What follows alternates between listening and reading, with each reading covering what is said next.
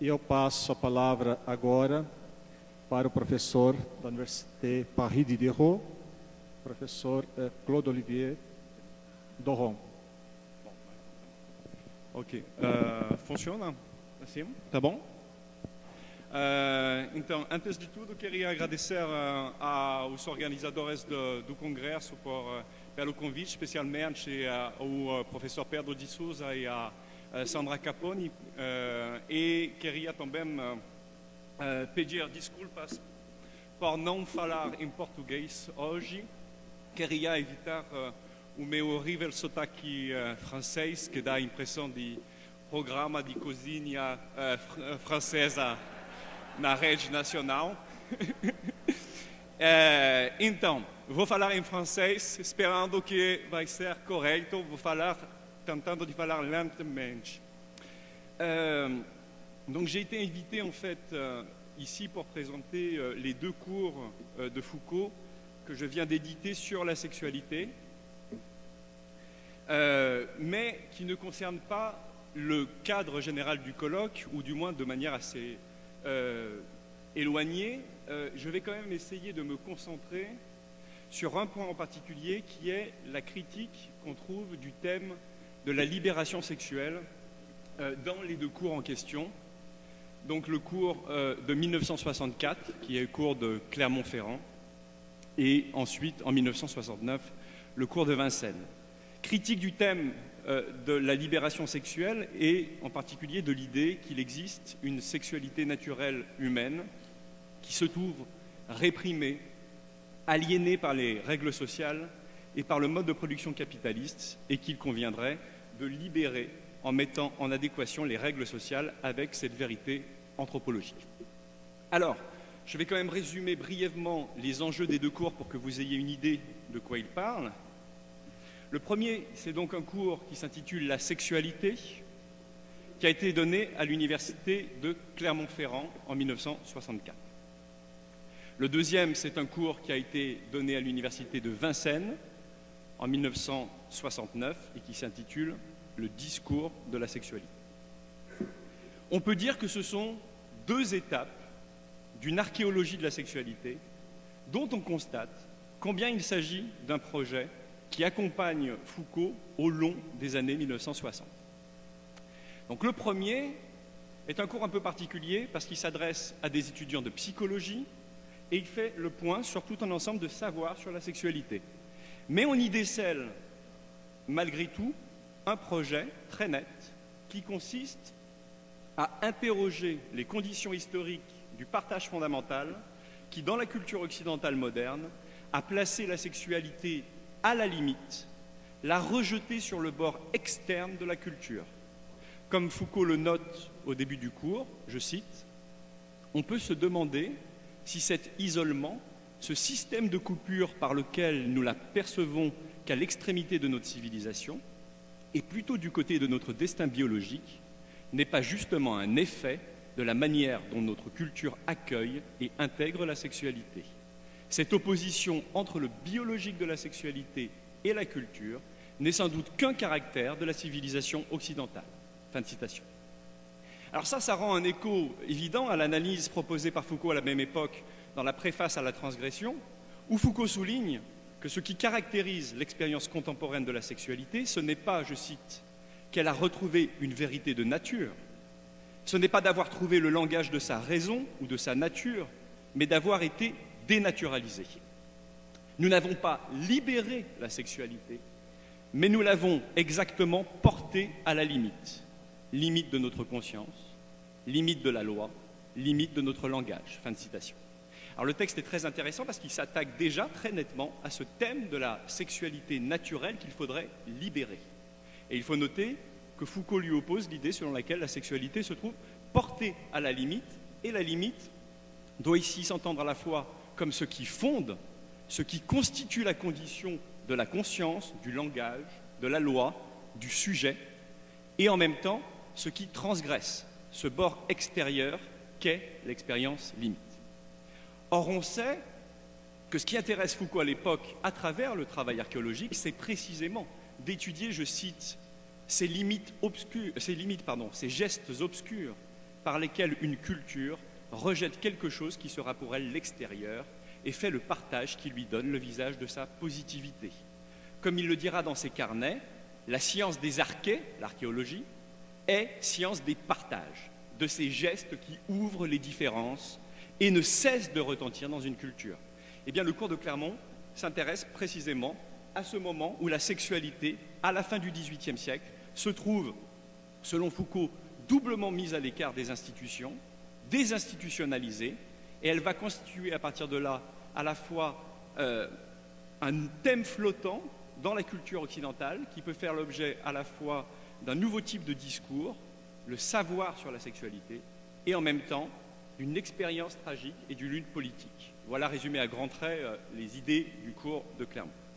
Le cours de Vincennes, lui, a été donné en 1969 et il prolonge le projet de l'archéologie de la sexualité, mais en le déplaçant dans la mesure où il porte moins sur l'archéologie comme science des partages que comme analyse des discours, des pratiques envisagées, enfin ces discours envisagés comme des pratiques collectives réglées, situées au sein de l'ensemble plus large des pratiques sociales. D'où son titre d'ailleurs, le discours de la sexualité.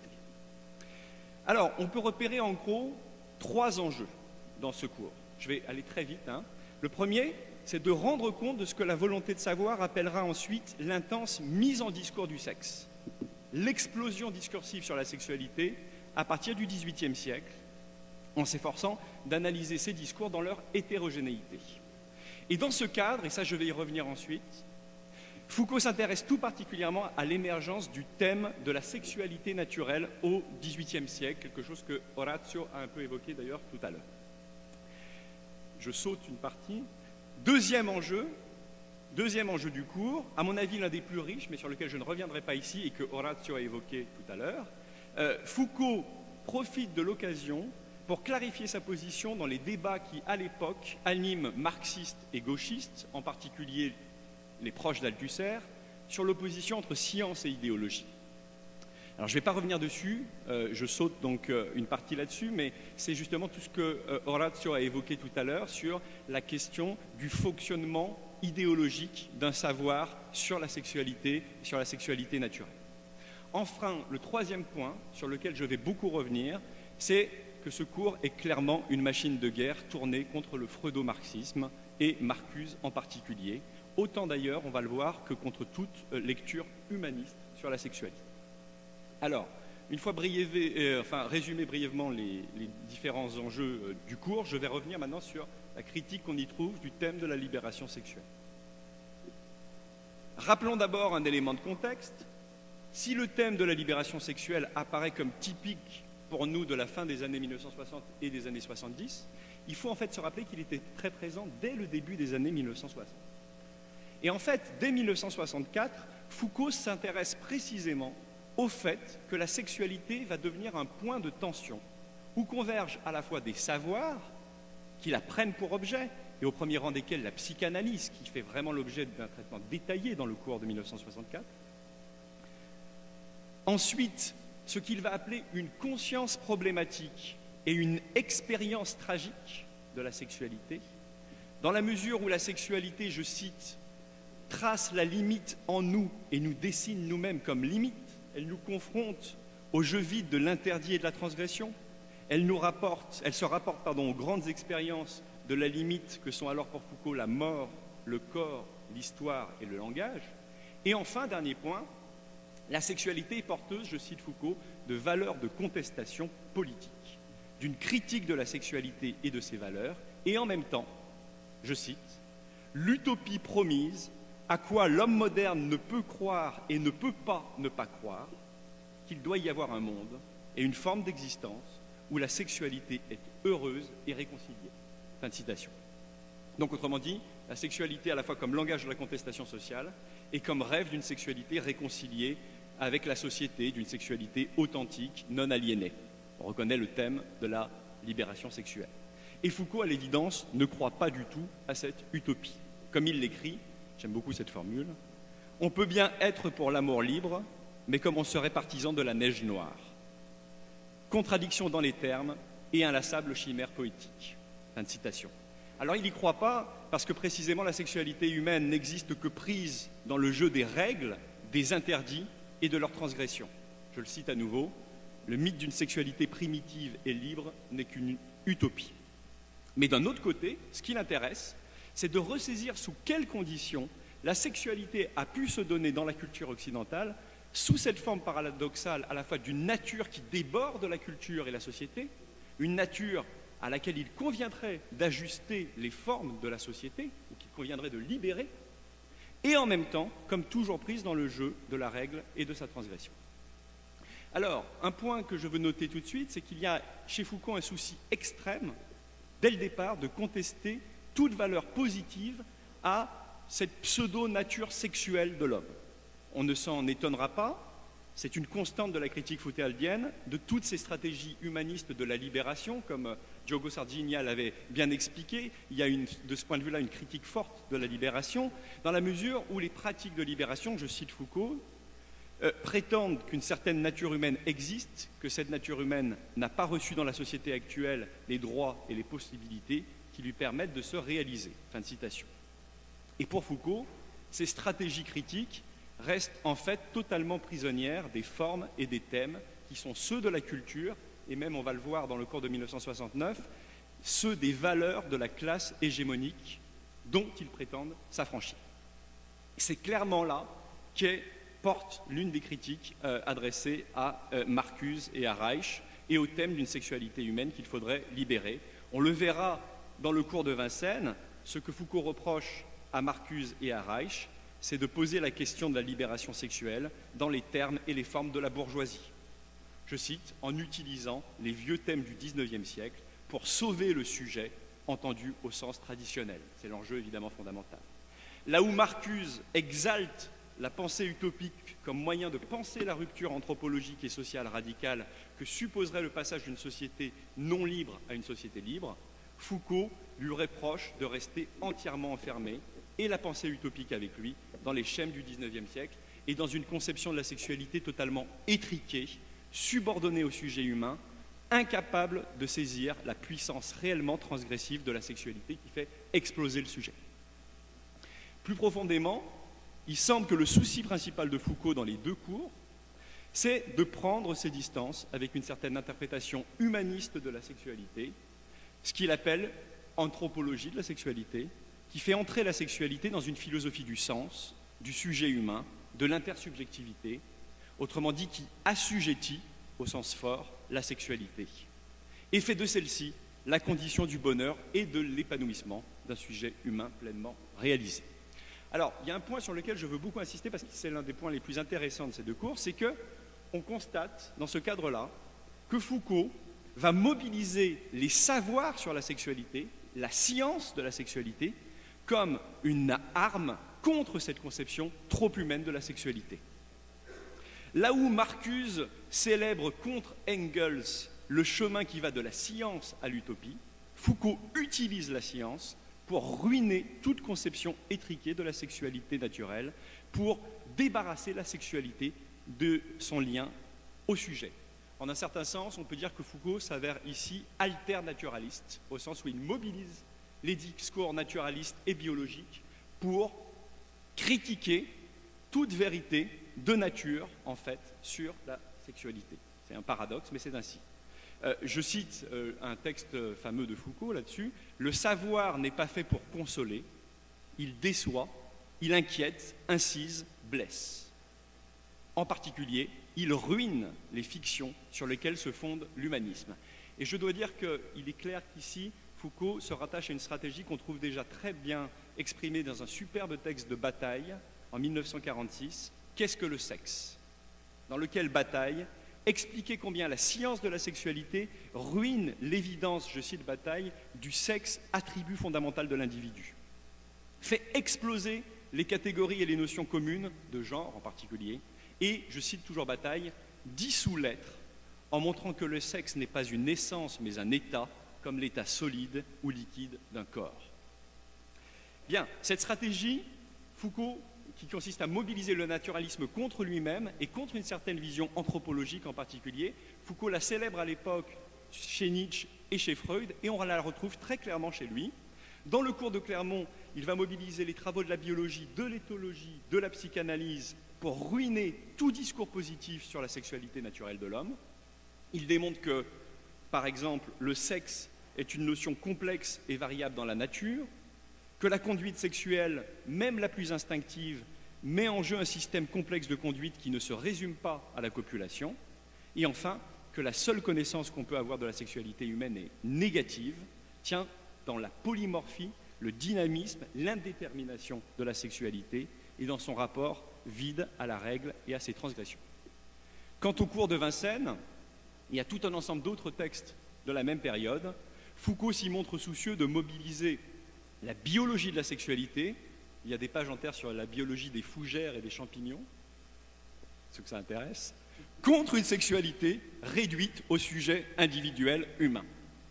Et c'est clairement pour objet de décentrer radicalement l'anthropologie de la sexualité et démontrer que ce qui caractérise le savoir biologique de la sexualité, c'est, je cite, une grande entreprise de désindividualisation de la sexualité.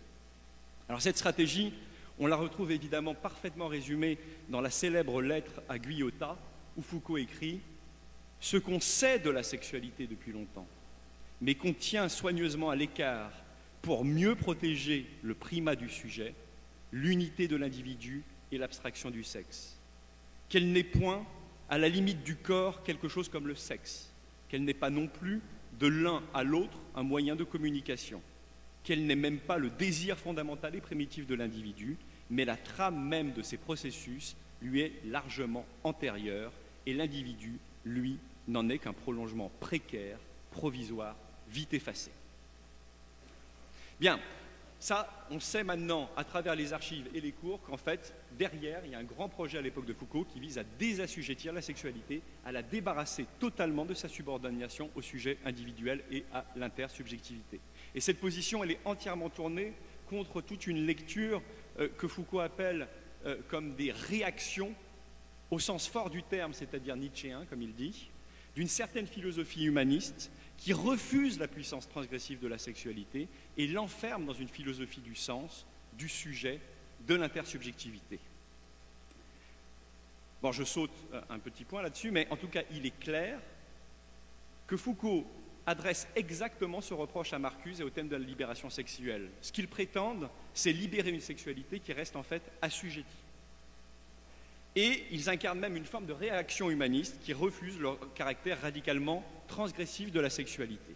D'où le fait d'ailleurs que le cours de Vincennes détaille de manière très précise comment Marcuse s'écarte de Freud en perdant toute la radicalité et la force du discours freudien. Il y a ici clairement deux manières de mobiliser la psychanalyse, celle qui la prend comme un savoir qui sape radicalement le sujet et valorise le caractère irréconciliable, tragique, dirait Foucault, des conflits entre sexualité et société, et celle au contraire qui va prendre la psychanalyse comme un moyen de trouver une vérité naturelle du sujet humain avec laquelle les formes sociales entrent en conflit mais qui peuvent être réconciliées. Et Foucault montre tous les décalages qui existent entre la position de Freud et la position de Marcuse de ce point de vue-là, accusant clairement Marcuse de chercher une réconciliation utopique de la société et de la sexualité et présupposant à travers ça une certaine, je cite, vérité socio-naturelle de l'homme, une certaine normalité socio-biologique. Alors, je passe maintenant sur ce point. C'est l'élément sur lequel je vais insister maintenant fortement. L'archéologie de la sexualité qui est proposée par Foucault vise à rendre compte, dans le cas du cours de 1964, de la manière dont la sexualité est devenue dans la culture occidentale le bord extérieur de la culture, je l'ai dit, à la fois au sens où elle a été rejetée à ses marges, dans une nature, et au sens où cette nature est devenue objet de savoir et principe de critique et de détermination sociale. Dans le cas du cours de Vincennes, la question est comment a émergé le thème d'une sexualité naturelle à la fin du XVIIIe siècle, qui a donné lieu soit à une épistémologisation de la sexualité, et à son avènement comme champ de libération. Alors les réponses évidemment varient selon les deux cours, je vais aller vite sur le cas du cours de Clermont, mais l'idée centrale de Foucault y est qu'au début du XIXe siècle, la sexualité se trouve doublement désinstitutionnalisée, rejetée des institutions sociales. D'une part, du fait d'une évolution du droit du mariage, là où dans le mariage chrétien, la sexualité occupait un rôle central, avec le Code civil, je cite, la sexualité cesse d'avoir un rôle positif dans le mariage, devenu un contrat entre deux personnes. Elle se trouve, je cite, gommée des institutions. D'autre part, là où la transgression sexuelle occupait une place parmi d'autres dans la grande figure de la déraison, qui organise l'enfermement à l'âge classique, les redistributions qui ont lieu au début du XIXe siècle, opérant le partage notamment entre le fou malade d'un côté et le criminel de l'autre, laissent la transgression sexuelle sans statut et sans place évidente dans les institutions d'enfermement, comme l'illustre parfaitement le cas de Sade. Sade est pris comme un exemple de ce point de vue. D'où la constitution d'un savoir de la sexualité, qui est d'ailleurs d'abord un savoir des perversions sexuelles. Mais d'où, surtout, le fait que la désinstitutionnalisation de la sexualité, son rejet hors des institutions sociales, dans une sorte de nature qui les excède, dans une forme de domaine privé qui leur échappe, donne lieu à ce grand problème qui s'ouvre au XIXe siècle, qui est celui de comment concilier ou réconcilier société et sexualité, comment ajuster les institutions sociales et la sexualité naturelle. Problème dont hérite pour Foucault le thème de la libération sexuelle.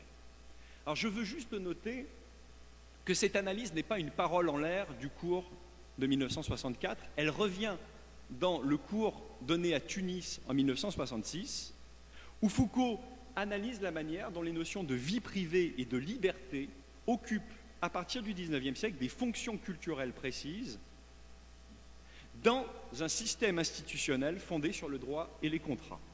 Les partages vie privée, vie publique, liberté, déterminisme sont le produit de cette histoire culturelle et on voit émerger à partir du XIXe siècle des utopies dont le rôle est, je cite Foucault, de réconcilier ces partages, portant, je cite, le rêve d'une forme de société dans laquelle la vie privée serait adéquate à la vie publique, la liberté adéquate au déterminisme. Fin de citation. Ce sont les utopies à la Fourier, Cabet ou Marcuse, dont Christian Laval regrettait qu'elles n'étaient pas présentes dans les travaux de Foucault, mais qui le sont, justement, au contraire, dans tous ces cours-là. Bien, alors, ce qui est intéressant, c'est que dans le cours de Foucault, le cours de Tunis, Foucault prend la sexualité comme exemple, justement, dans ce cadre-là. Et c'est un point qu'on peut noter, c'est qu'il y a une critique constante chez Foucault de tous ces discours utopiques qui ne font que tenter de réconcilier de manière dialectique les partages hérités du XIXe siècle. Cette critique s'inscrit totalement dans la dénonciation foucaldienne de l'humanisme. Je fais cette citation parce que je ne résiste pas à la faire. Cette petite prostituée de toute la pensée, de toute la culture, de toute la morale et de toute la politique des 20 dernières années, qui prétend résoudre dans des termes de morale, de valeur, de réconciliation, des problèmes que l'on ne peut pas résoudre du tout. Fin de citation. Toujours bien de revenir à cette radicalité de ce Foucault anti-humaniste. Bon. Alors le cours de Vincennes va complexifier et radicaliser en même temps cette critique, d'une part parce qu'il donne un visage de classe aux opérations de partage un peu abstraites du cours de Clermont. La thèse de Foucault est très claire. En mobilisant la démographie historique et l'histoire économique, il va montrer que l'apparition au XVIIIe siècle du thème de la sexualité naturelle opposée aux institutions est liée à une contradiction dans l'évolution des forces productives. C'est une lecture du matérialisme historique particulièrement nette, même si ensuite on pourrait discuter d'ailleurs de la manière dont il l'articule à la question de l'idéologie. Mais... Donc, croissance économique d'une part, stagnation démographique de l'autre, ça conduit à l'émergence d'une demande de population adressée par une classe, la bourgeoisie, à une autre, les classes populaires. Tandis qu'en parallèle, la bourgeoisie organise pour elle-même un droit du mariage qui lui permet d'assurer le contrôle sur sa reproduction et la reproduction de son capital. Ces processus socio-économiques sont doublés pour Foucault d'une série d'opérations idéologiques sur lesquelles je ne reviendrai pas parce que Horatio en a parlé, opérations idéologiques qui sont des opérations de classe et qui vont définir la place du thème idéologique de la sexualité naturelle et surtout le double fonctionnement des savoirs sur la sexualité, savoir de sa naturalité biologique et, je cite Foucault, délimitation de ce qui n'est pas naturel, savoir normatif et répressif. Autrement dit, la sexualité se trouve clivée entre le normal naturel d'un côté et la normale de l'autre. Alors ce clivage, il est renforcé selon Foucault par l'évolution du droit du mariage, et Foucault ici s'écarte de la lecture qu'il avait proposée en 1964. Il montre comment le Code civil, loin de faire du mariage un simple contrat qui gommerait la sexualité, opère un partage entre une sexualité normale compatible avec la société, qui est celle de la famille hétérosexuelle, procréative et monogame, et une sexualité menaçante dont il faut se préserver et qui menace la société. Alors je passe sur tout ça, mais quelle est au fond la thèse centrale de Foucault à partir de là? Eh bien, c'est très clairement que le discours de la libération sexuelle est l'héritier de ces débats et qu'il ne rompt pas, en fait, du tout avec leurs termes. Il postule, effectivement, je cite Foucault, une certaine sexualité naturelle de l'homme qui entre en tension avec les institutions, et il soutient juste qu'il convient de réformer les institutions sociales pour les rendre adéquates à cette nature. Il postule surtout implicitement, mais en fait Foucault montre, à travers l'analyse de la façon dont Marcuse pose la question des perversions, que ce postulat est en fait explicite, un noyau de normalité sexuelle. Au fond, il ne rompt en rien avec la structure anthropologique instaurée par la bourgeoisie au XVIIIe siècle. Il est clair, je fais un aparté, que c'est une véritable provocation que de faire ça en 1969, juste après mai 68, à Vincennes.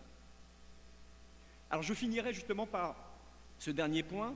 La dernière leçon du cours de Vincennes est intégralement consacrée, d'une part, à la distinction entre utopie et hétérotopie sexuelle. Autrement dit, là encore, les désirs de Christian Laval seront réalisés parce que la leçon entière est consacrée à ça. Et surtout, elle consiste à opposer deux formes d'utopie, l'utopie intégrative et l'utopie transgressive, au point de vue de la sexualité. On sait que depuis 1966, Foucault s'est beaucoup intéressé à ces questions de l'utopie et de l'hétérotopie. Je rappellerai juste ce que Christian a fait d'ailleurs la dernière fois, que dans sa préface à Les mots et les choses, l'hétérotopie est introduite de manière polémique contre l'utopie. L'utopie, vous le savez, console, permet les fables, les mythes, sans remettre en cause le lieu commun sur lequel s'appuie le langage et le sujet, en fait. Là où l'hétérotopie inquiète, car elle mine secrètement le langage, elle le sape en introduisant des différences radicales. Eh bien, dans le cours de Vincennes, cette opposition, elle joue plutôt entre deux formes d'utopie. L'utopie intégrative, de Fourier à Marcuse, de Diderot à Reich, qui rêve d'une réconciliation entre sexualité, nature et société, et l'utopie transgressive, de Sade à Histoire d'eau. Histoire d'eau, c'est un roman qui a eu un grand succès à l'époque, roman français, je ne vais pas revenir dessus. Donc de Sade à Histoire d'eau, qui arrache totalement la sexualité à la nature comme à la société. Alors, quelques remarques quand même. Au départ, ça commence par une opposition entre hétérotopie et utopie. Et elle aurait pu être fructueuse du point de vue de la sexualité, cette opposition entre hétérotopie et utopie. Et on sait de fait que Foucault y reviendra plus tard, quand il s'agira de penser des formes d'éthique de la sexualité qui jouent avec les règles sexuelles ou instituent d'autres formes de règles. Mais là, elle est vite mise de côté, en fait, dans cette leçon. Ce qui est le cœur de la leçon, c'est l'opposition entre deux types d'utopie sexuelle, dans un contexte qui, évidemment, n'est pas neutre, puisque nous sommes à Vincennes en 1969, et que précisément le thème de la libération sexuelle, de la lutte contre l'aliénation et la répression du désir, donne lieu à une exaltation des utopies sexuelles, notamment de Fourier, qui est à l'époque très à la mode, jusqu'à Marcuse. Ces utopies, pour Foucault, fonctionnent de la manière dialectique suivante.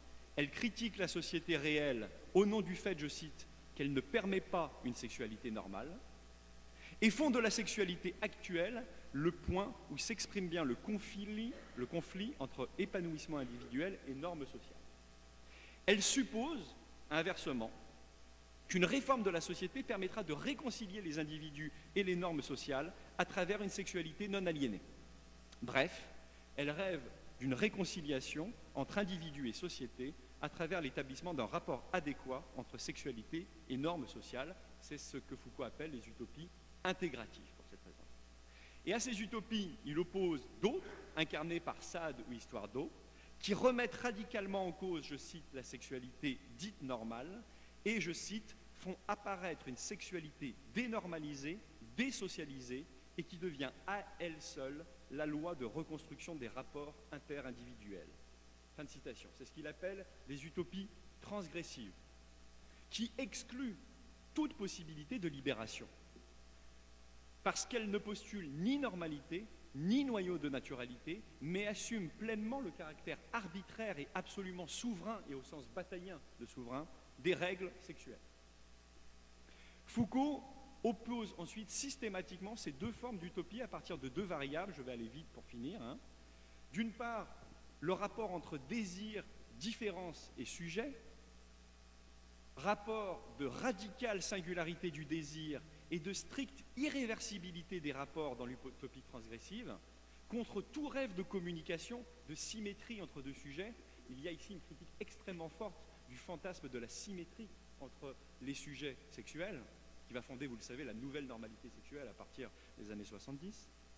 Rapport de complémentarité et rêve d'une distribution adéquate des différences qui annule le désir dans l'utopie intégrative, notamment sous la forme de l'harmonie chez Fourier. Enfin, deuxième variable, le rapport à la loi et au dérèglement. Le dérèglement comme loi, ni homogène à la nature, ni intégrable à la société dans le cas de l'utopie transgressive. Le rêve d'un ajustement de la société et de la nature qui efface finalement la règle ou qui fasse strictement correspondre l'individu et la norme sociale dans l'utopie intégrative. Je finis par cette conclusion de Foucault.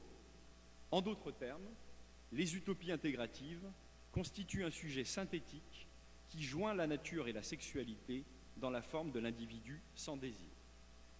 Les utopies transgressives établissent l'irréductibilité du sujet désirant dans un système de règles qui n'est ni de la nature ni de la société. C'est moi qui dis maintenant, la libération sexuelle, somme toute, s'inscrit en prolongement des utopies intégratives. Elle n'est qu'une forme de normalisation de la sexualité. Elle vise, par l'effacement des contraintes arbitraires imposées par une certaine forme sociale, à atteindre, je cite Foucault, une sexualité normale, disons, élargie à partir de ses propres normes, et c'est moi qui ajoute, et affranchie mythiquement de ses conflits, plutôt que de chercher à les maintenir. Voilà, je m'arrête là-dessus en vous remerciant.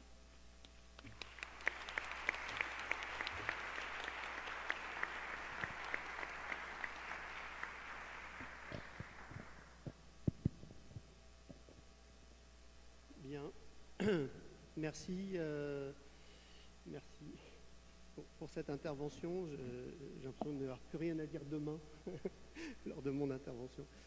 Je voudrais surtout, avant de me lancer dans mon propos, le dernier de la soirée, je vous rassure, remercier très très vivement Pedro, Alessandro, César pour l'organisation, pour l'invitation. Je remercie également les traductrices qui ont fait un travail énorme dans un temps très limité. Alors, je voudrais dire deux choses maintenant en préambule de mon propos pour en préciser l'objet et l'enjeu. La première chose, très factuelle, c'est que les réflexions que je vais vous présenter, elles sont issues de discussions que j'ai pu avoir avec César, qui est venu à Lille en mars dernier. Et les discussions que nous avons eues portaient précisément sur la question du soulèvement, de son rapport à l'histoire, à partir des textes que Foucault a pu consacrer à cette question, notamment en rapport avec la révolution iranienne.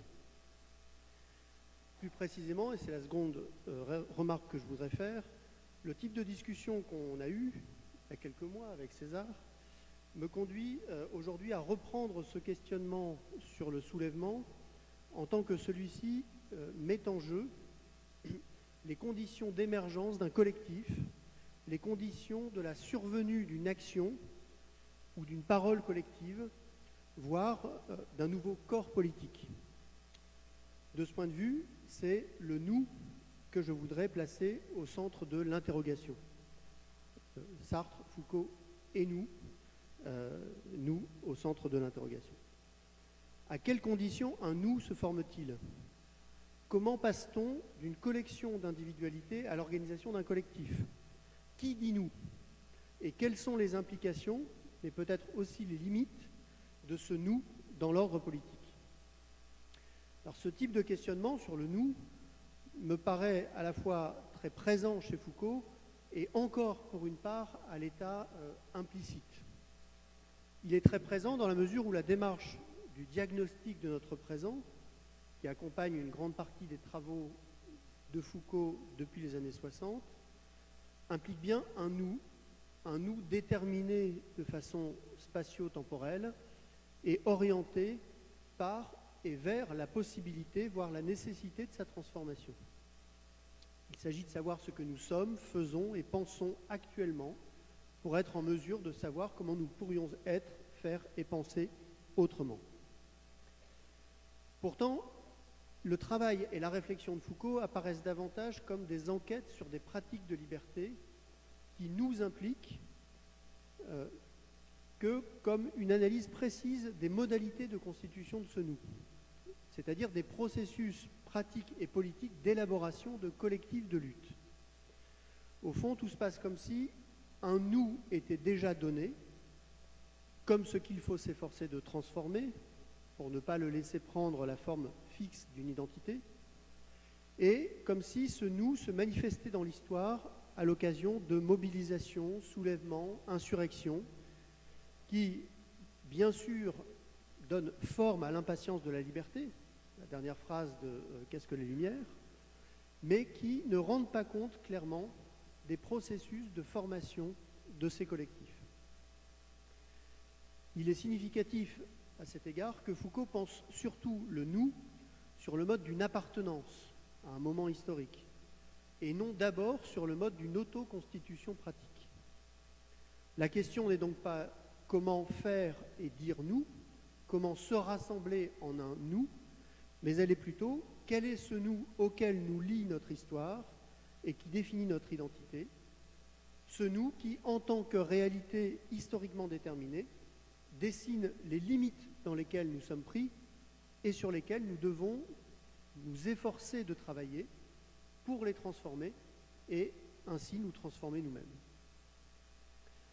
Alors à partir de là, ce que je proposerai dans mon intervention, c'est de revenir sur la nature et la possibilité même du soulèvement comme pratique d'une liberté collective chez Foucault, en essayant de la thématiser à partir de deux références qui permettent, il me semble, d'éclairer cette question du nous. Je verrai d'abord comment la pensée de Foucault sur ce sujet mérite d'être confrontée à celle de Sartre, lorsque ce dernier interroge la dimension d'émergence ou d'apparition, de surgissement d'un collectif à même l'histoire. Mais chez Sartre, je le verrai rapidement, c'est l'impossibilité du nous qui finit par s'imposer, et avec cette impossibilité, on voit apparaître les apories de toute praxis révolutionnaire. Je proposerai ensuite, plutôt à titre exploratoire et à titre de conclusion, de reprendre ces apories elles-mêmes à partir des textes que Judith Butler consacre au soulèvement et à l'élaboration performative d'un nous qui émerge dans la lutte comme expression à la fois verbale et corporelle d'une résistance et d'une revendication sur fond d'une éthique et d'une politique de la vulnérabilité. Alors je reviens tout d'abord sur les aspects, à mes yeux, problématiques de la conception que Foucault propose du soulèvement ou de l'insurrection, à l'occasion donc de son reportage d'idées en Iran à la fin des années 70. Je ne vais pas revenir sur tous les éléments de ce dossier, mais quelques points simplement. Le principal problème n'est pas, comme on a pu le dire, l'entendre, que Foucault se serait trompé, qu'il se serait laissé aveugler sur la nature de ces événements, qu'il aurait succombé à la fascination ou à l'enthousiasme pour cette révolution populaire, pour ce soulèvement massif d'un peuple contre ses élites politiques et le régime qu'elle porte. Il est clair plutôt que le type d'analyse que Foucault produit à cette occasion, et Christian Laval l'a rappelé hier, et qui se cristallise en particulier autour du concept de spiritualité politique, Daniel en parlera demain, ces analyses font écho à l'ensemble des travaux menés au même moment sur la question autour de la question de la gouvernementalité et autour des crises de gouvernementalité c'est-à-dire autour de ces contre-conduites et résistances à l'égard d'une autorité qui ont lieu aussi bien dans l'ordre du savoir que dans l'ordre du pouvoir. En mettant l'accent sur ces formes de critique pratique, d'attitude critique qui implique une transformation de soi et de son rapport aux autres, Foucault s'efforce, une nouvelle fois, j'ai envie de dire, de déborder le schème de la libération, ce schème qui suppose un face-à-face, une dialectique interne entre l'exercice d'une domination sur des sujets et ces sujets dominés qui contestent cette domination. Et s'il déborde ce schème de la libération, c'est pour aller vers un art de l'inservitude volontaire qui, on peut le rappeler, s'adresse toujours à des formes spécifiques de gouvernementalisation, à des techniques déterminées de gouvernement. D'une certaine manière, l'expérience historique de la révolution iranienne mérite donc d'être envisagée comme le développement de cette possibilité de la résistance et de l'inservitude volontaire, qui se trouve alors portée, à ce moment-là, au niveau d'une possibilité collective, voire au niveau de la nécessité entrevue par un collectif, peut-être le peuple, de se mobiliser contre des abus inhérents à la gouvernementalité d'État et en réaction à ce qui est vécu alors comme intolérable dans la gestion étatique de la vie des gens. Dans cette perspective, l'accent est mis sur l'émergence d'une disposition populaire, de l'ordre d'une prise de conscience collective, qui peut conduire au soulèvement et qui coïncide avec l'expression d'une volonté politique nouvelle, inédite, liée dans le cas présent, celui de la révolution iranienne, à la proposition d'un autre gouvernement, d'un gouvernement islamique. On peut retenir que dans cette dynamique qui porte le peuple à se reconnaître lui-même comme le sujet possible de son propre soulèvement, cette subjectivation collective, ce nous, apparaît avant tout comme une manière de se lier dans ce qui est institué par le soulèvement et aussi dans le rapport à une dimension normative et utopique de l'événement qu'il représente. À quoi rêvent les Iraniens ? Le texte d'octobre 78 est à ce titre tout à fait significatif. L'événement de la Révolution est envisagé à partir de ce qu'il rend possible désormais en termes de débouchés politiques. Mais au fur et à mesure que se développe la Révolution iranienne, et notamment avec les premières exécutions, les prises de position de Foucault semblent se modifier. Et le témoignage le plus intéressant de cette modification, c'est le texte de mai 79 intitulé « Inutile de se soulever ». Point d'interrogation. Tout se passe comme si, désormais, la posture pratique du soulèvement était appréhendée pour elle-même.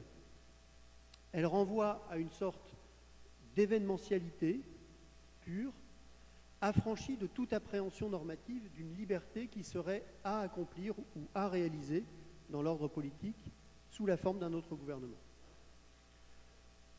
Or, le point important ici, qui va revenir dans la suite, c'est que le registre fondamental dans lequel s'exprime cette événementialité, c'est celui du risque vital.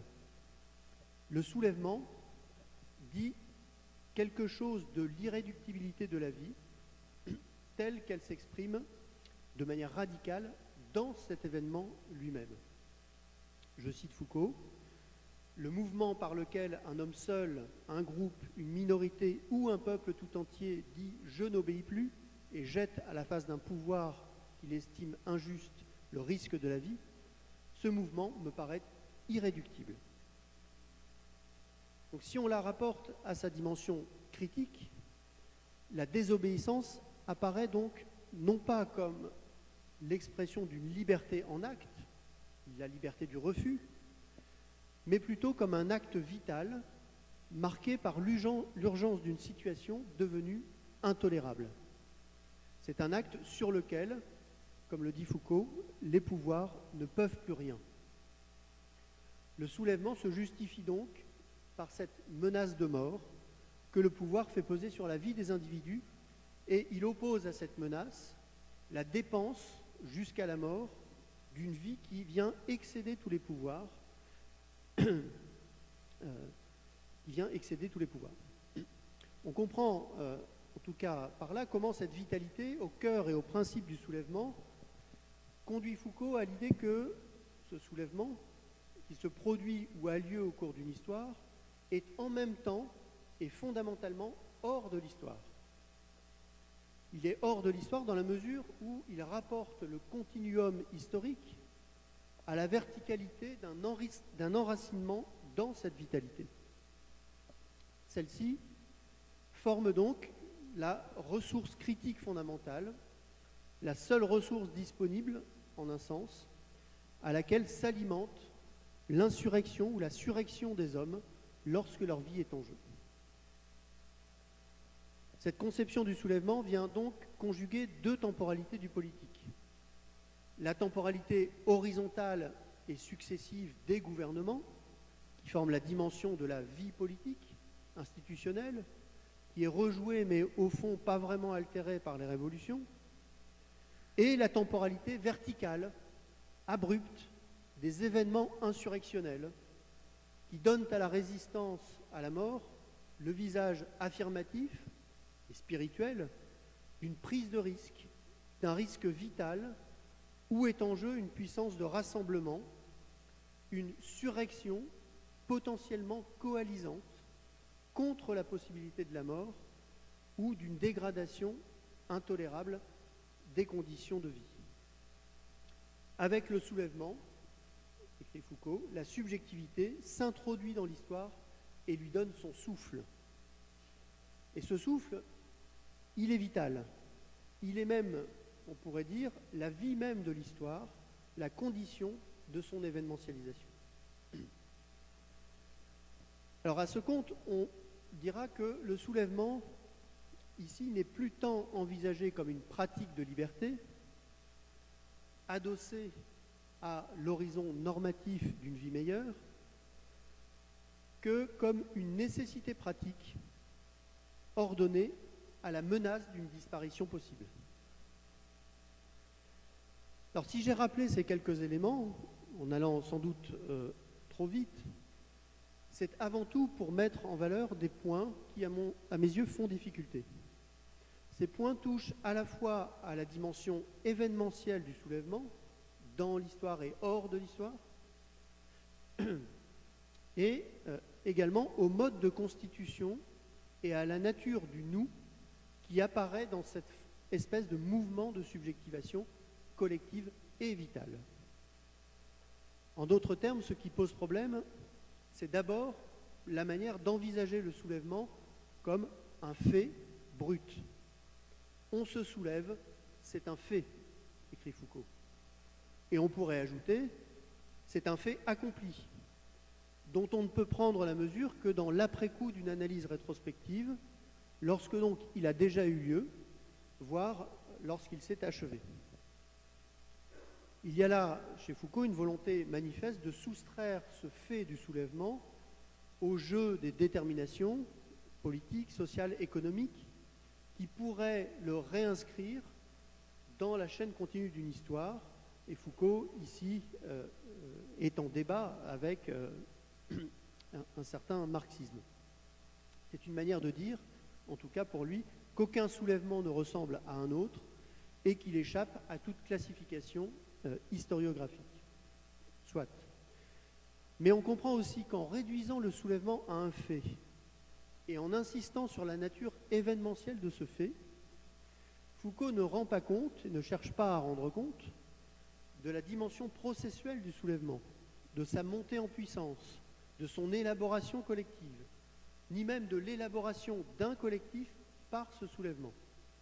Le « on » qui se soulève est en ce sens aussi indéterminé que le fait même du soulèvement.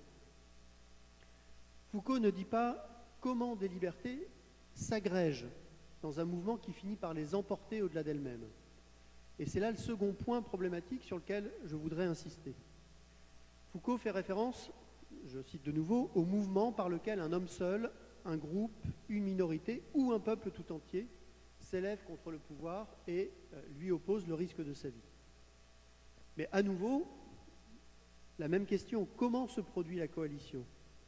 Le soulèvement peut-il vraiment être le fait d'un homme seul, ou plutôt la forme de désobéissance qu'il implique et qui marque la dimension de rupture de ce mouvement, est-elle la même lorsqu'il s'agit de la désobéissance d'un homme seul, d'un groupe, d'une minorité ou d'un peuple tout entier?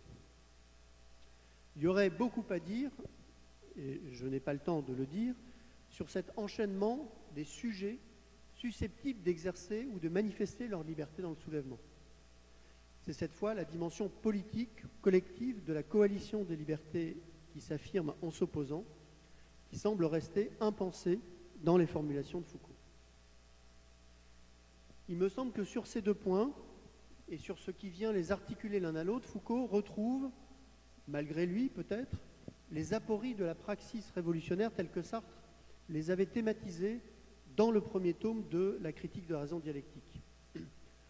Au fond, tout se passe comme si Foucault, au moment de penser l'émergence d'une volonté collective dans l'histoire, restait hanté par l'impossibilité du nous-sujet, comme l'appelle Sartre, impossibilité sur laquelle Sartre n'a cessé de revenir et qui l'a conduit à penser l'histoire sur le mode, c'est du jargon sartrien, d'une totalité détotalisée, c'est-à-dire d'une totalité dont le sens n'est pas global et unifié, mais plutôt interrompu et réagencé dans des événements où les hommes vont se réapproprier collectivement leur histoire, c'est-à-dire leur liberté pratique.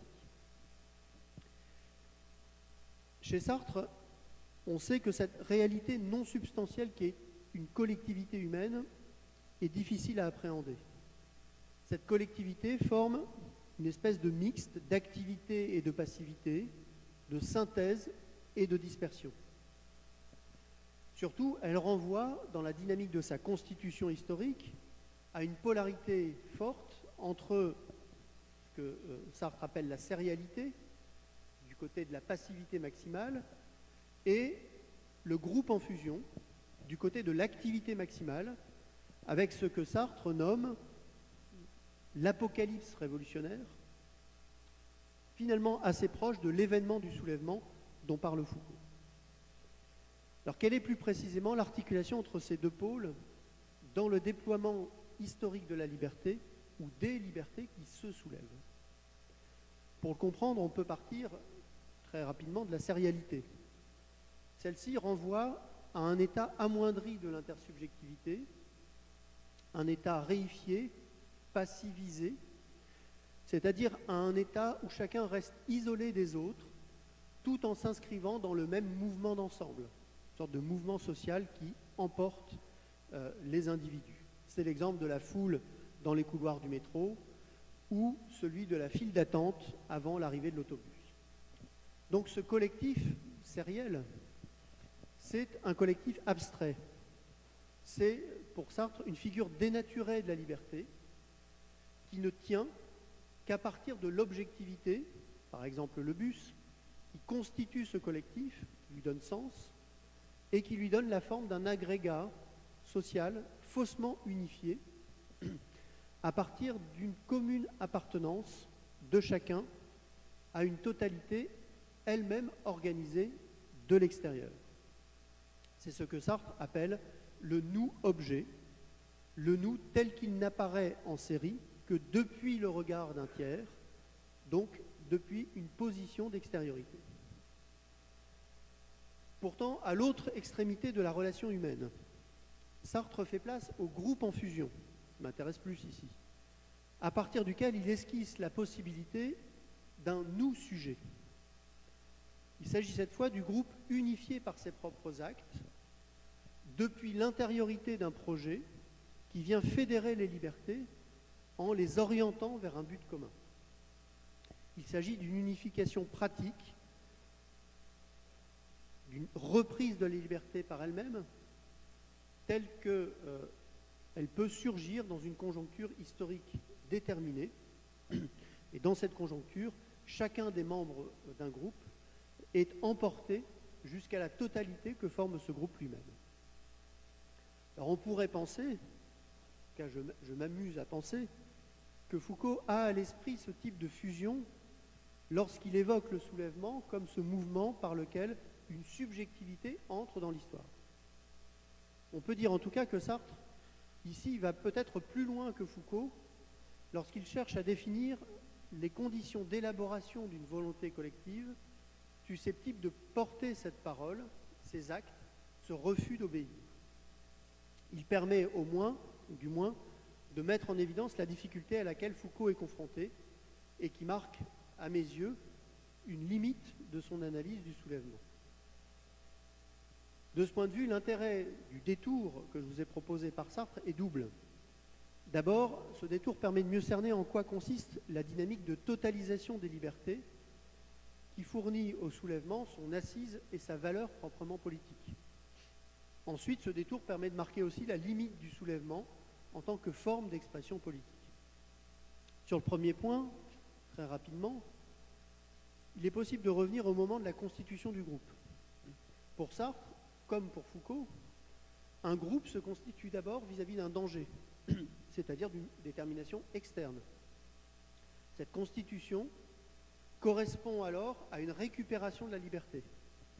On peut rappeler l'exemple donné par Sartre, qui est assez parlant, soit le moment pré-révolutionnaire de 1789.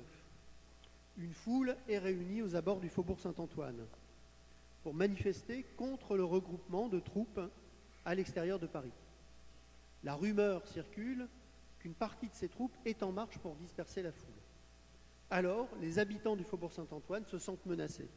Ils vont dresser des barricades, s'organiser, piller des dépôts d'armurerie pour préparer leur défense. Pour Sartre, avec cette réaction, nous n'avons plus affaire à une simple foule, c'est-à-dire à un groupe qui agit de manière unitaire, sans pourtant qu'aucun... nous n'avons pas plus affaire à une simple foule, c'est-à-dire à une multiplicité d'individus organisés en série face à ce qu'il appelle le champ pratico-inerte. Nous avons plutôt un groupe qui agit de manière unitaire, alors même qu'aucun mot d'ordre n'a été clairement lancé. La foule subit une situation de siège de la capitale. Le groupe, lui, agit en fonction de cette situation et récupère sa liberté à travers une action commune, dresser des barricades. Il y a ici, selon Sartre, pour la praxis, une totalisation nouvelle qui s'opère. Ce ne sont plus des individus unis négativement par la matière de l'extérieur, ce ne sont plus non plus des individus organisés sériellement à partir d'une praxis individuelle. Un groupe et une action collective apparaissent au travers d'une praxis de résistance. Ce groupe est en fusion, c'est-à-dire en voie de formation, et son intelligibilité, écrit Sartre, se découvre à travers la praxis de l'individu comme exigeant l'unité d'une praxis de tous. L'activité commune est vécue au travers de l'activité de chacun. Sartre permet donc de penser cette dynamique spatio-temporelle de coalition propre au soulèvement populaire. Ce que Foucault n'explicite pas et dont il ne permet pas de comprendre la mise en œuvre. Alors même que c'est cette coalition qui permet de donner un contenu pratique aux faits du soulèvement. Mais Sartre apporte encore autre chose à cette réflexion, à savoir une analyse lucide et on peut dire également désabusée de la fin ou des limites du soulèvement. En effet, si le ressort de la totalisation se trouve au plus profond de la passivité, le nous-sujet qui émerge dans le soulèvement populaire reste soumis à la dynamique de passivisation, de réification qui finit par l'emporter. Le groupe ne demeure pas en fusion perpétuellement, ça se saurait. Sa fusion est précaire, elle est elle-même menacée de l'intérieur. Le groupe, en effet, est appelé, pour survivre comme groupe, au-delà d'actions d'urgence, à s'organiser. Cette organisation s'opère, je reprends les thèmes de Sartre, par le serment que chaque membre du groupe devra faire pour constituer ainsi le groupe comme indépassable et pour opérer une distribution des tâches au sein du groupe. On a là le principe de l'institution, de l'institutionnalisation, et chez Sartre, ce thème est le ferment d'une critique vigoureuse du parti. Le soulèvement comme événement a donc bien une limite temporelle inhérente à son développement même. Se pose alors la question, et c'est le dernier point de mon intervention, du devenir de ce processus de soulèvement, du devenir de ces pratiques de liberté qui se conjuguent un moment, puis désagrègent l'unité qu'elles ont constituée.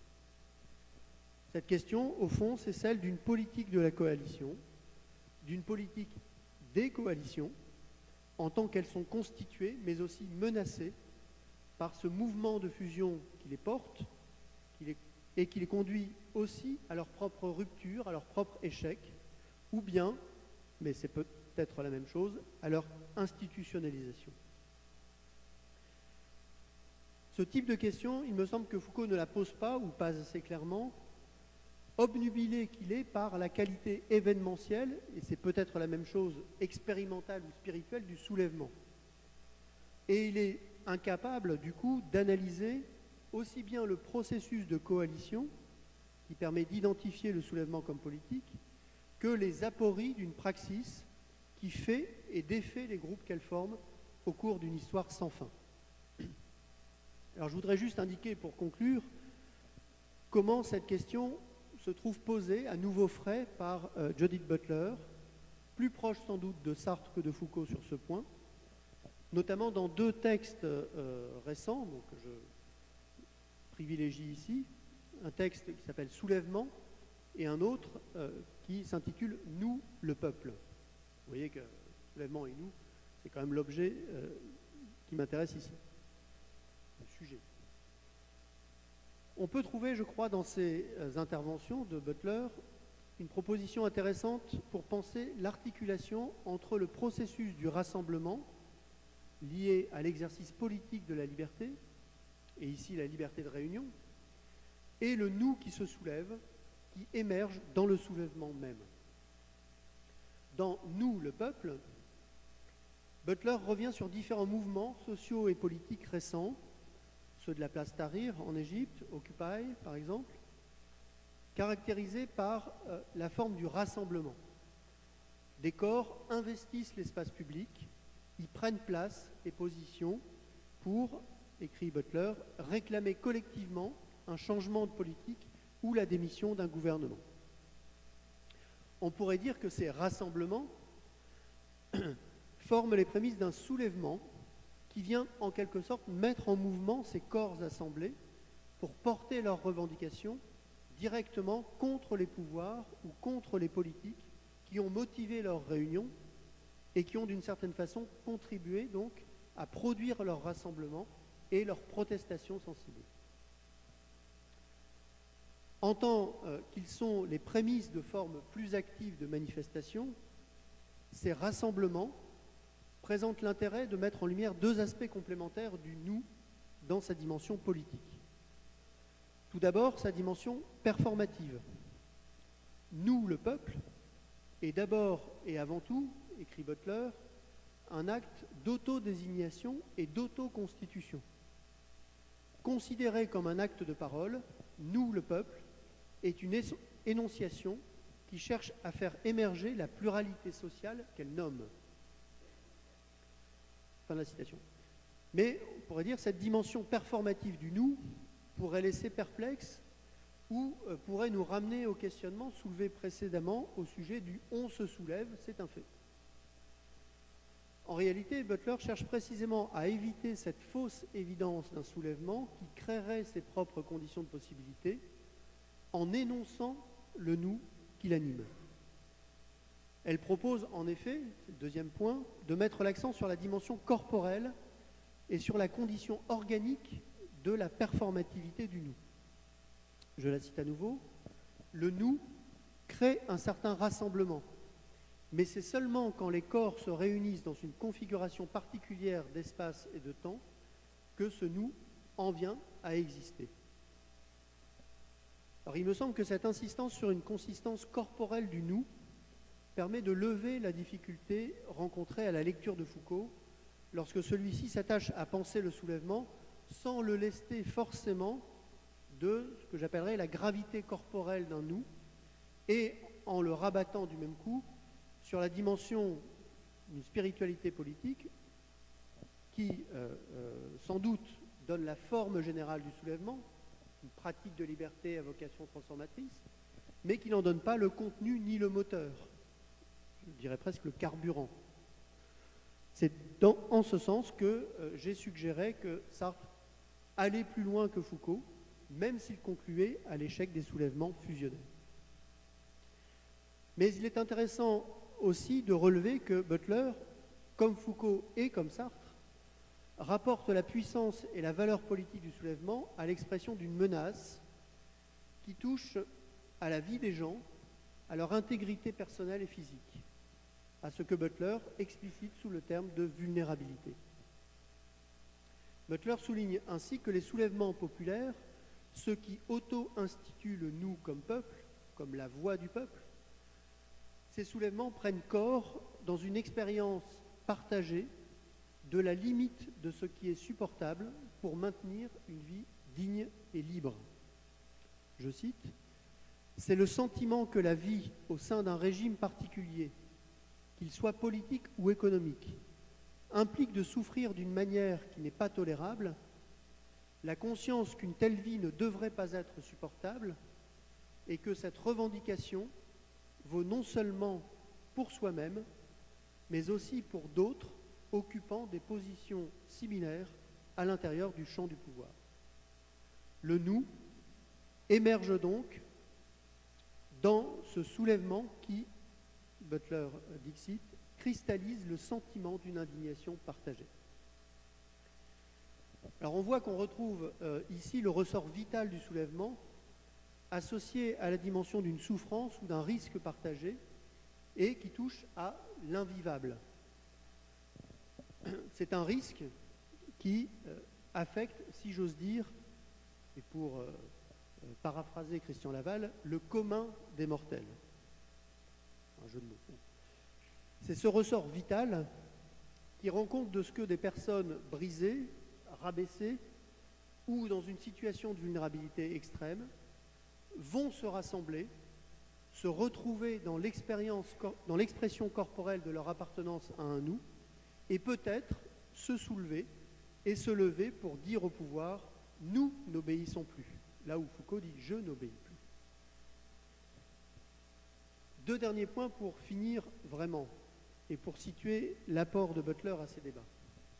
D'abord, on comprend que dès lors qu'on les rapporte à ce vecteur de coalition qu'est l'aggravation des conditions de vie ou l'inégale distribution des possibilités de vie, les rassemblements, les soulèvements populaires retrouvent une dimension normative. Je cite, « Il faut qu'un groupe tienne ensemble par une exigence, par un sens de l'injustice d'une vie invivable, par l'affirmation commune qu'un changement est possible et que ce changement doit avoir pour moteur la résistance aux inégalités, à la précarité, au contrôle sécuritaire qui menacent le processus démocratique et les mouvements de masse. » Donc il y a toutes sortes de soulèvements, mais ici on voit que pour Butler, la qualité et la force historique d'une action collective se mesurent à la capacité d'une lutte à, je cite, « améliorer efficacement les conditions d'une vie vivable face à une précarité croissante ». Deuxième point, et tout dernier point, on pourrait dire aussi que cette capacité détermine la dimension que Butler nomme contagieuse et citationnelle des soulèvements. Elle reconnaît, comme Sartre, que les soulèvements sont ponctuels, qu'ils ont une fin, qu'ils échouent, et qu'ils finissent par entrer, on pourrait dire rentrer, dans l'histoire. Mais elle ajoute ce point important.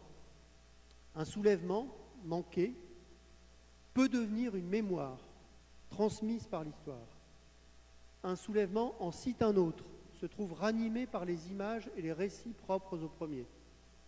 Un soulèvement échoue et un autre commence, ce qui laisse penser qu'à un moment donné, Une histoire cumulative des soulèvements implique un processus en cours, une lutte dépassant les soulèvements qui la composent, une lutte qui ne finit pas. La lutte est donc aussi collective, en ce sens qu'elle continue, ici et là, aujourd'hui et demain, en formant une longue chaîne citationnelle où le nous réitère et amplifie peut-être sa puissance performative. Bref, nous n'avons pas fini de nous soulever. Merci.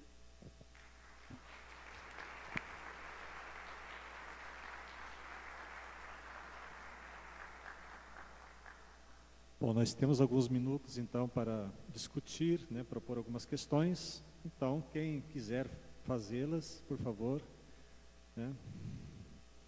Segundo o clássico, erga o dedo e vamos... Ah, você quer essa surpresa? Surpresa depois.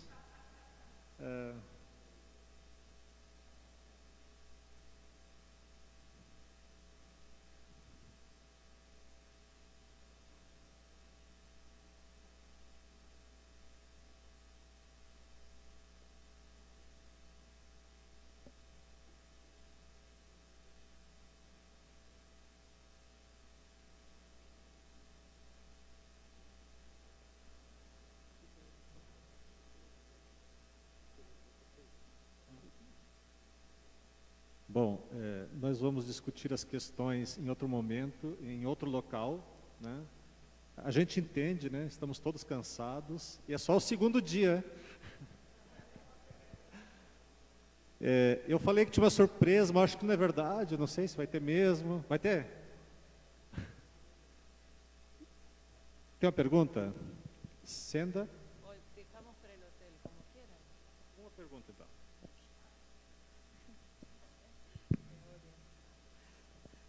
Non, pensaba, je vais parler en français parce que je vous demande des excuses, je ne parle pas brésilien.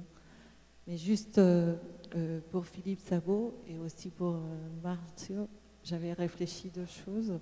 J'ai vraiment adoré tous les exposés de la table, mais je n'ai pas d'outils pour faire des questions en fait. Mais je réfléchissais à ce débat à la piste en fait de que Foucault ne nous laisse pas ni le carburant en fait pour réfléchir où se placent ces pratiques de liberté en fait. Je pensais c'est plus un commentaire, mais c'est aussi une question par rapport si vous peut-être vous savez s'il a réarticulé en fait toute la classification de processus d'événementalisation qu'il fait quand il débat avec les historiens par exemple. Que là, il y a vraiment une systématisation très intéressante des processus de devenir événement, en fait, de faire événement, des manières dans lesquelles ceci peut vraiment être repéré dans le domaine pratique, etc. Et que je crois que c'est assez contemporain à la production, en fait, autour de la question du soulèvement. Et s'il y aurait ici une articulation, en fait, un peu perdu, laissé de côté, j'en sais plus, de la part de Foucault, que ce serait génial d'y reprendre pour replacer en fait dans le concret les pratiques de liberté. Et Marcio, le rapport entre Weber et Foucault, puisque vous aviez replacé la force de la modernité en fait comme geste pour remettre la question de l'actualité, je repensais aux productions actuelles du néolibéralisme liées plutôt à cette forme de création, d'aménagement de mode de vie qui vient de la part de la religion évangéliste. En fait, ici au Brésil, elle est très forte. En Argentine, elle commence à y être. Et si vous avez des pistes, en fait, de le nouveau seuil que ça peut faire en termes du rapport que vous aviez placé entre rationalité gouvernementale et mode de vie, c'est énorme, mais voilà. Juste, voilà. Et merci à vous. Obrigado, Senda, pela questão. Não tenho nenhuma atualização em termos de estudo, vamos dizer, histórico, né, comparativo até. Me parece que a ideia central é interessante de um cruzamento entre essas duas perspectivas, porque parece que se vislumbra aí uma espécie de ambiente, de solo mais ou menos comum em torno dessas ideias de força de uma vontade e de uma racionalização decisória, uma espécie de faculdade de julgamento em torno desse núcleo de conduta. E aí, seja conduta de vida na perspectiva weberiana, seja condução de conduta no âmbito de uma racionalidade governamental, na perspectiva de Foucault, eu acho que há um cruzamento importante. Agora, é claro que a perspectiva de uma atualização dos estudos de Weber sobre as religiões contemporâneas, isso aí caberia se fazer, né? Eu acho que é apenas um núcleo inicial comum de cruzamentos que eu acho que pode ser frutífero, porque as análises que se faz hoje, mostrando esses cruzamentos, por exemplo, as análises de Collier-Tellene, mesmo Colin Gordon, pegam muito essa questão da relação conduta-governo econômico da conduta, tanto em um quanto em outro. O que falta um pouco é, a partir daí, como pensar práticas que possam irromper linhas de fuga nessa condução econômica da vida. E é um pouco isso que eu tentei avançar como pista em torno da ideia de vontade e capacidade de julgamento, capacidade decisória, racional. Je veux juste dire un mot. Alors, effectivement, il y a cette rencontre avec les historiens, ce travail continu de Foucault dans le débat et dans une tentative d'accrocher quelque chose et de récupérer quelque chose de la démarche historienne de son temps. Maintenant, pour moi, ça laisse la question entière, c'est-à-dire que effectivement, ce qu'il accueille de l'histoire, l'historiographie qui lui est contemporaine, c'est sans doute cette réflexion, ou une partie de sa réflexion sur l'événement, l'inscription des événements dans l'histoire, bon, que ce soit l'histoire de la Révolution française par exemple, ou d'autres manières ou d'autres champs historiques, mais ça laisse pour moi entière la question de savoir quels sont les, je ne vais pas dire les agents de l'histoire parce que c'est une manière de dire les choses un peu massives, mais c'est quand même un peu ça. Quels sont les nous qui à un moment font l'événement et comment l'événement est lié non pas simplement au fait qu'on se soulève, mais au fait que des nous, qu'un nous, ou que des nous se constituent pour faire l'événement. Et l'événement les constitue comme nous aussi. Il y a une espèce de circularité comme ça qui est un petit peu affolante et qui montre que, au fond, voilà, en privilégiant on va dire la ligne de la spiritualité politique, pour parler de l'Iran, à mes yeux, Foucault assume l'idée que le soulèvement est un fait, et que ce fait, il a une qualité, une densité expérientielle qui importe plus pour lui que la réalité des coalitions qui se sont formées pour produire cet événement. Et je ne dis pas qu'il faut lui donner tort sur ce point, raison à Sartre, hein, on n'est pas dans ce jeu-là, mais il y a quand même quelque chose qui me semble être un point aveugle, parce que du coup ça bloque la réflexion sur le développement historique des soulèvements. Et bon, pour moi les textes sur l'Iran sont à la fois très intéressants, parce qu'ils proposent effectivement une conceptualité nouvelle à mettre en relation avec d'autres choses de la même époque, mais il reste quand même, et on comprend pourquoi par rapport à l'Iran, en retrait par rapport au nous, et par rapport aussi à à ce qui réapparaît avec Butler, c'est-à-dire cette dimension normative du nous qui construit son action et qui élabore ses pratiques de liberté dans le but d'une transformation. Mais la transformation, ça peut pas être un but en soi. Si on veut que la transformation soit politique et soit un enjeu politique, il faut que la transformation soit portée par une visée, un but à atteindre. Alors, je comprends que ce n'est pas ça qui intéresse Foucault, et en particulier dans le cas de l'Iran, mais ça reste un problème, je pense, je trouve.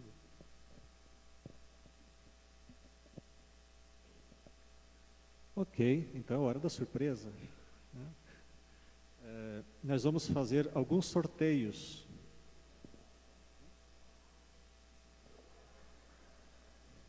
A surpresa é que vocês têm que olhar embaixo da sua cadeira.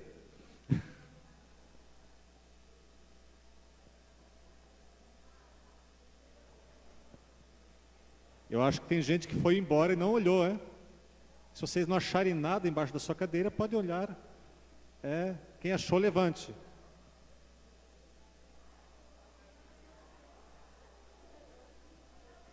Alguém achou alguma coisa? Levante e mostre. Lá.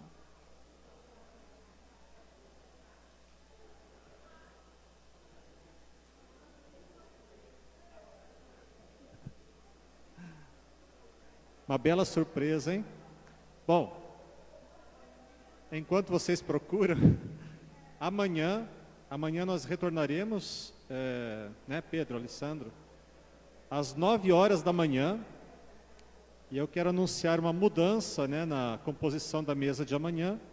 Então será o professor Alfredo Veiga Neto, a professora Senda Esferco, anteriormente seria o professor Guillaume Leblon, o professor Pedro de Souza e o professor Alessandro de Lima Francisco. Então, boa noite para vocês, até amanhã.